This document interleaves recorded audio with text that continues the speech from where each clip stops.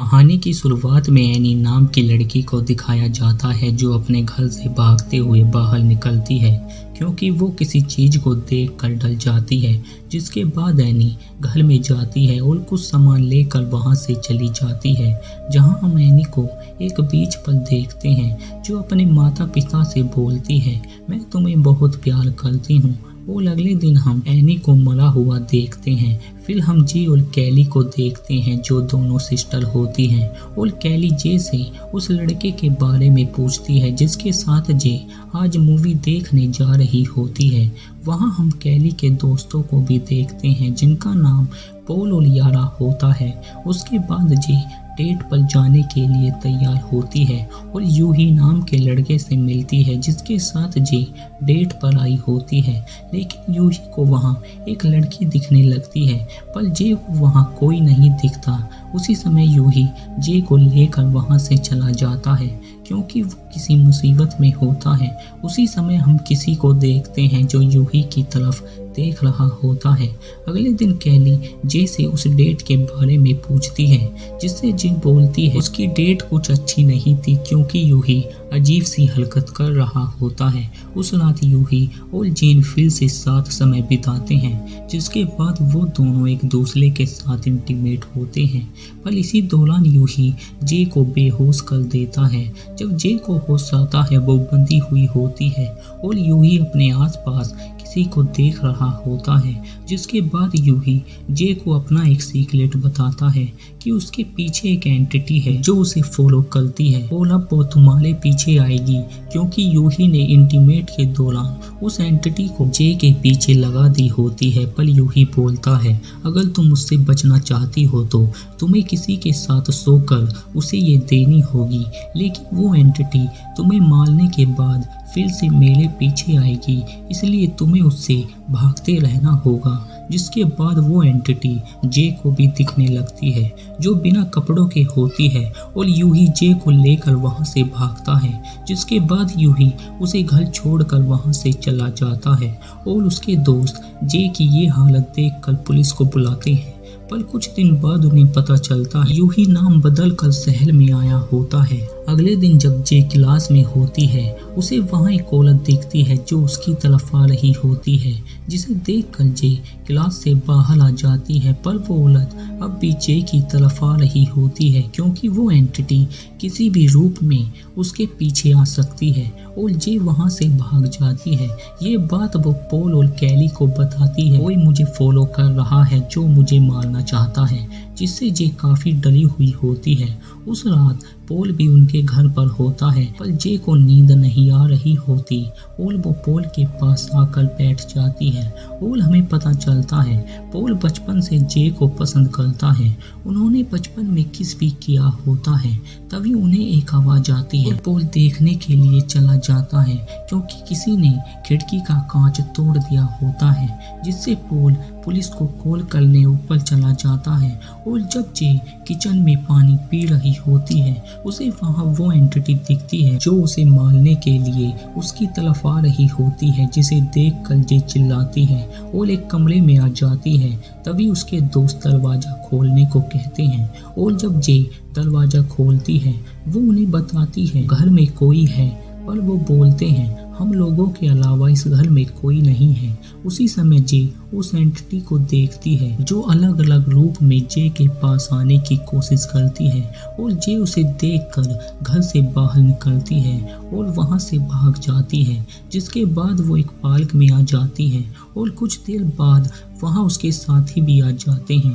तभी जे को एक लड़का आते हुए दिखता है जिससे जे को लगता है ये वो एंटिटी होगी, पर वो उनका पड़ोसी ग्रेग होता है और उसे पता चलता है जे के पीछे किसी तरह की एंटिटी लगी होती है जो उसे मारना चाहती है और ये एंटिटी यूही की वजह से जे के पीछे लगी होती है। जिसके बाद वो यूही के घर जाते हैं जहाँ वो रहता था। पर उन्हें वहाँ कोई नहीं मिलता।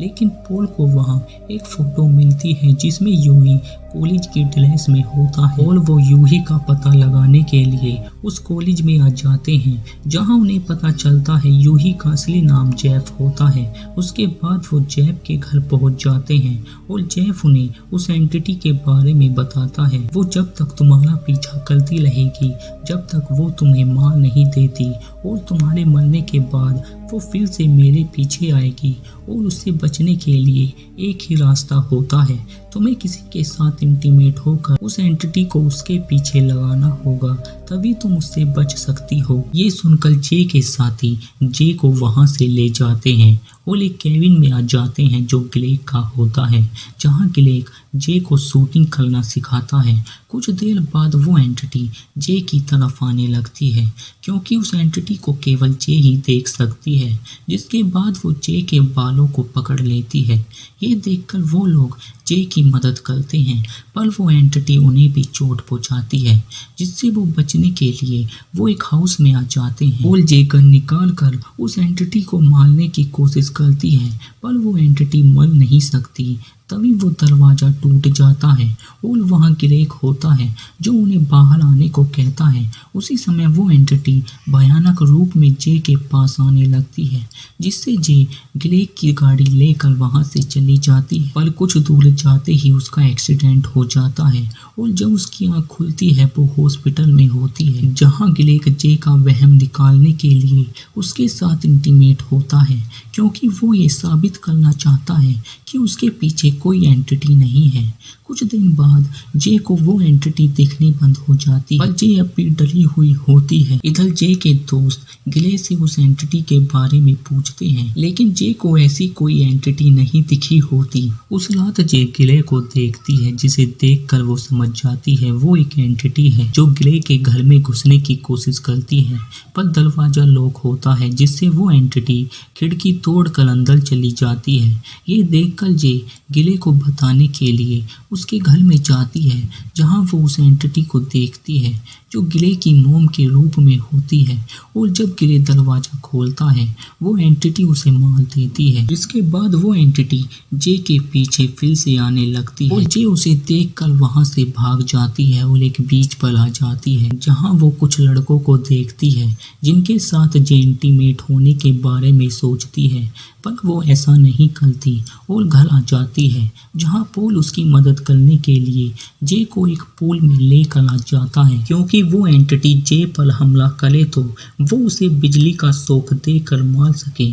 कुछ देर बाद वो एंटिटी जे को दिखने लगती है, पर वो पानी में न आकर जे पर सामान फेंक कर उसे मारने की कोशिश करती है, जिससे जे उस एंटिटी की तरफ इशारा करती है और वो उस पर कपड़ा डालते हैं, जिससे वो एंटिटी उन्हें दिखने लगती है और पोल उसे गन से शूट करता है, जिससे वो एंटिटी पानी में गिर जाती है। लेकिन उसके बाद भी वो एंटिटी जे को पकड़ लेती है और उसे डुबाने की कोशिश करती है, लेकिन पोल उसके सर में गोली मारता है, जिससे वो जे को छोड़ देती है और जे पानी से बाहर आ जाती है। जिसके बाद पोल जे के साथ इंटीमेट होता है, क्योंकि पोल जे को पसंद करता है, इसलिए पोल जे के साथ इंटीमेट होकर जे का कर्ज अपने ऊपर लेना चाहता है। उसके बाद पोल भी डरा हुआ रहने लगता है।